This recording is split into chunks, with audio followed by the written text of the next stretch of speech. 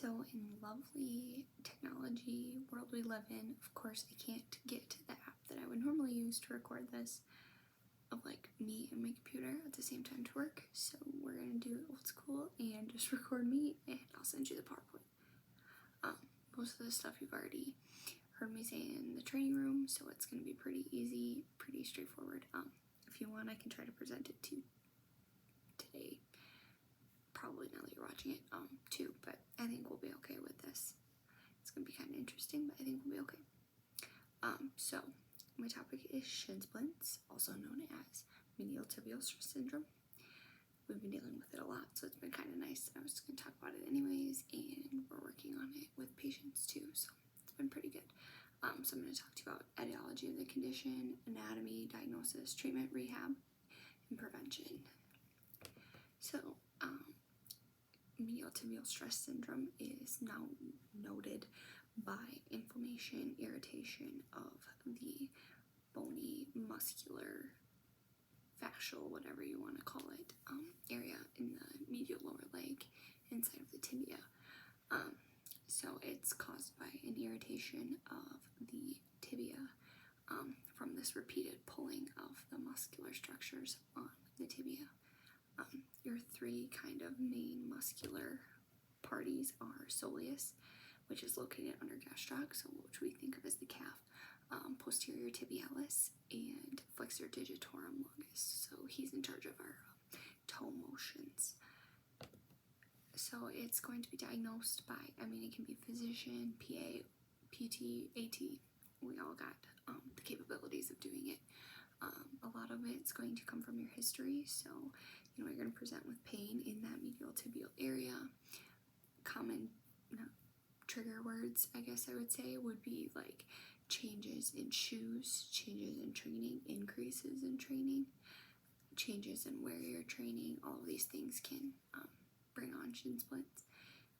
So by your history, they might do a gait analysis or some sort of functional motion analysis to see if it's a mechanical issue that's maybe causing them.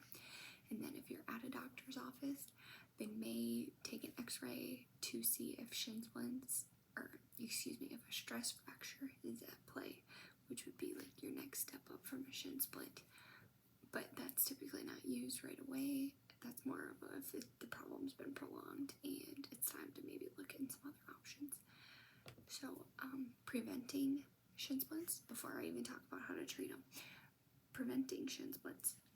Make sure you're running in a good shoe, or performing any activity for that matter in a good shoe. Change up your training. If you're a runner, go for a swim, go for a bike ride. Do some cross training, do some weightlifting. They'll probably help your running anyways. Make sure you're running in good shoes. They say to change your shoes every 350 to 500 miles. But if you're a heavy foot striker, it might need to be sooner. If you're a nurse who doesn't measure her distances she's running, if you start to get shin splints, your shoes may be a guilty party. So if it's been 2 years, maybe it's time to get new shoes. And your shoes may be part of the problem, but it may be the support in your shoes, and our support might be something you need too.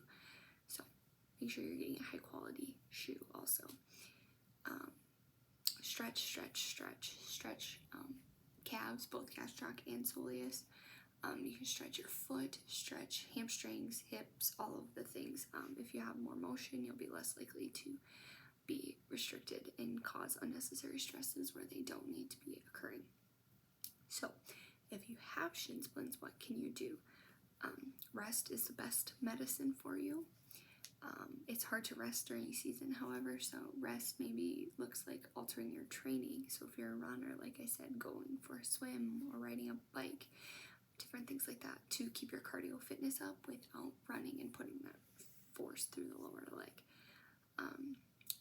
If you've got some inflammation, pain's pretty high, and over-the-counter anti-inflammatory is a great way to help with that.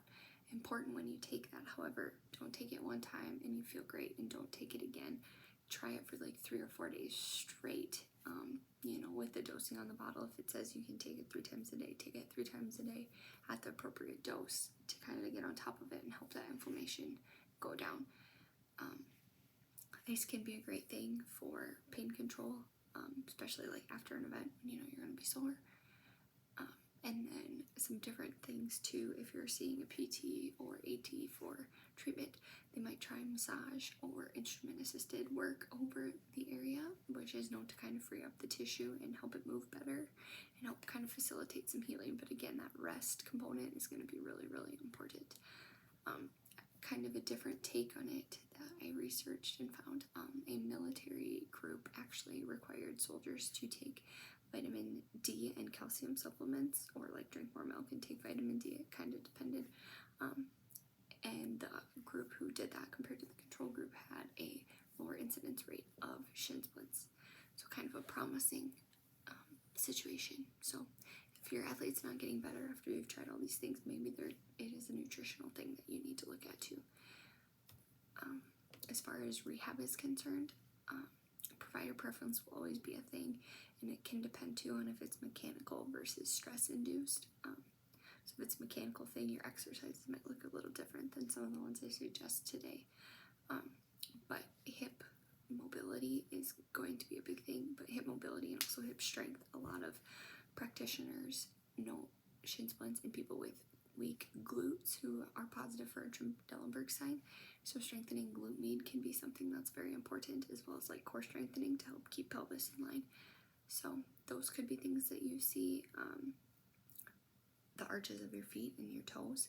Remember I talked about flexor digitorum. He plays a role. So toe yoga, things like lifting and picking up toes or picking up objects with your toes could be implemented, as well as arch both mobility and rigidity and strength. There's got to be a fine balance there. So you might have to stretch arch and toes, but you also might have to strengthen arch by sort of taking your flattish foot and creating an arch and going back down and working those intrinsic foot muscles between the toes to try to help create that supportive arch.